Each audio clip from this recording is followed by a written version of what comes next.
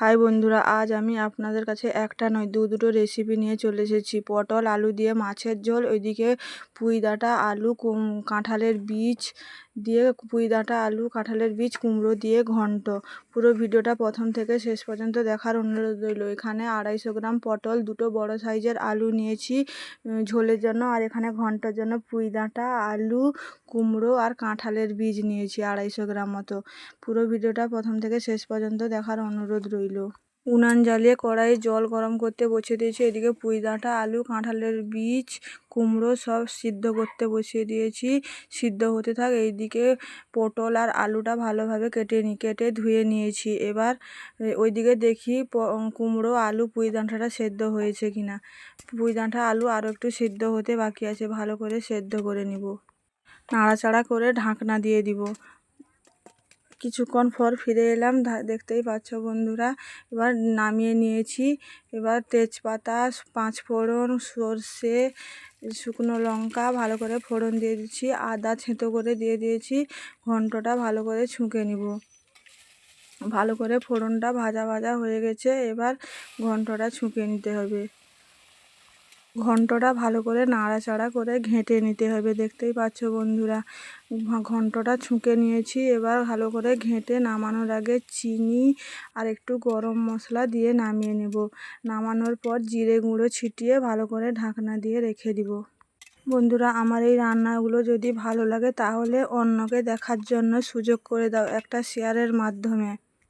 ঘন্ট হয়ে গেছে, একটা বেলহায় ঢেলে নিয়েছি। এবার জিরের গুঁড়ো দিয়ে ঢাকনা দিয়ে রেখে দিতে হবে। এবার আলু আর পটলের ঝোলটা রান্না করে নিব।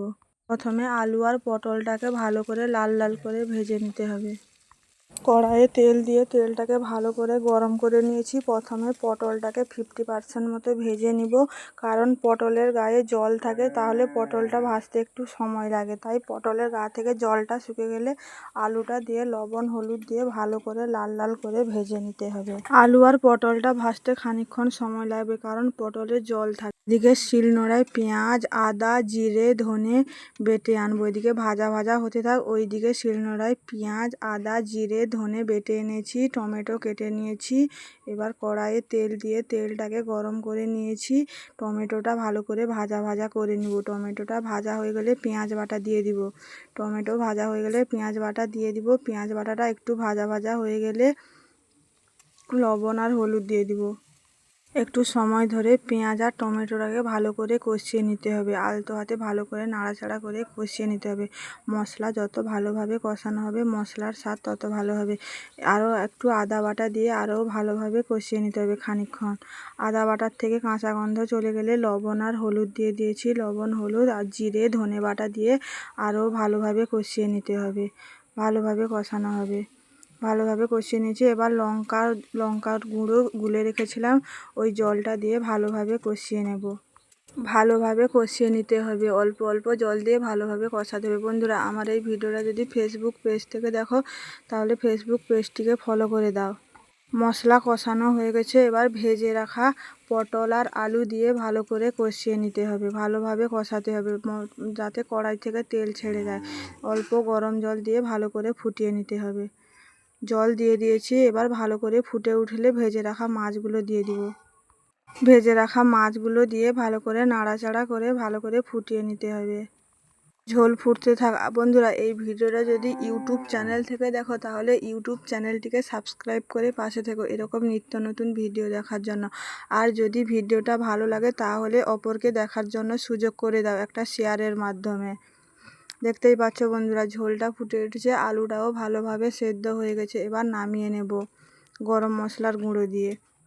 গরম মশলার গুঁড়ো দিয়ে ভালোভাবে নামিয়ে নিয়েছি। এবার গরম ভাতের সঙ্গে সার্ভ করব। দুটো রেসিপি আমার আজকে কমপ্লিট। কুমড়োর ঘন্ট, কুমড়ো দিয়ে আলু পুঁইডাঁটা আর কাঁঠালের বীজ দিয়ে কুমড়োর ঘন্ট, আর মাছ দিয়ে আলু পটল দিয়ে মাছের ঝোল। দুটো রেসিপি আজকে আমার কমপ্লিট হয়ে গেছে বন্ধুরা। আপনারা আলু পটল মাছের ঝোল যদি এইভাবে রান্না করেন তাহলে খেতে দুর্দান্ত লাগে। আমি যেইভাবে রান্না করলাম পুরো এইভাবে রান্না করে দেখবেন খেতে খুব ভালো লাগবে। আর কুমড়োর ঘন্টতে পুঁই ডাঁটা আর কাঁঠালের বীজ দিয়ে রান্না করলে খেতে দুর্দান্ত লাগে। আপনারা পুঁই ডাঁটা কুমড়ো দিয়ে এইভাবে ঘন্ট করে খাবেন, খুব ভালো লাগবে। পুরো ভিডিওটা প্রথম থেকে শেষ পর্যন্ত দেখার জন্য সকল ফেসবুক এবং ইউটিউব বন্ধুদের অনেক অনেক অসংখ্য ধন্যবাদ এবং সবাইকে জানাই অনেক অনেক ভালোবাসা। সবাইকে জানাই অনেক অনেক অনেক ভালোবাসা। Thank you.